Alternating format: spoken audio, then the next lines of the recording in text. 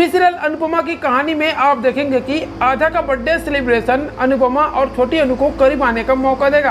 अनुपमा को कई सालों के बाद अपनी बेटी आधा के साथ रहकर उसका बर्थडे मनाने का मौका मिल रहा है।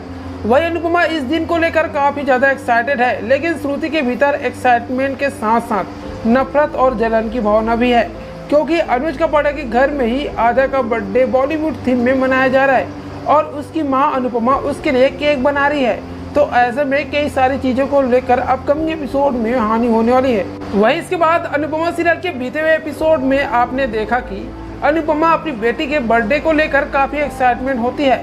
जब श्रुति उसकी खुशी पर टोक लगा देती है तो वो बार बार ऐसे जताती है कि आधा उसकी बेटी है और वह उससे सब कुछ शेयर करती है।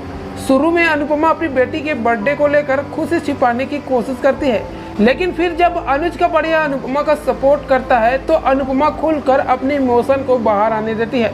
वहीं एक तरफ जहां आधा के बर्थडे वाले सीक्वेंस में चीज़ें पॉजिटिव होगी और अनुपमा को खुश होने का मौका मिलेगा, लेकिन वही दूसरी तरफ अनुपमा की जिंदगी में अब बड़ा तूफान भी आने वाला है। वही अनुपमा इस बात से अनजान है कि उसका बेटा तोसू उसके खिलाफ साजिश कर रहा है। अनुपमा को यह पता चलेगा कि उसका बेटा रेस्टोरेंट में रहकर इस बात का फायदा उठा रहा है कि अब उसकी मां इस बिजनेस में पार्टनर है और वो स्टाफ पर हुक्म चलाता है, यहाँ तक कि अपने कुछ दोस्तों के साथ यशदीप की भी बेइज्जती करता है।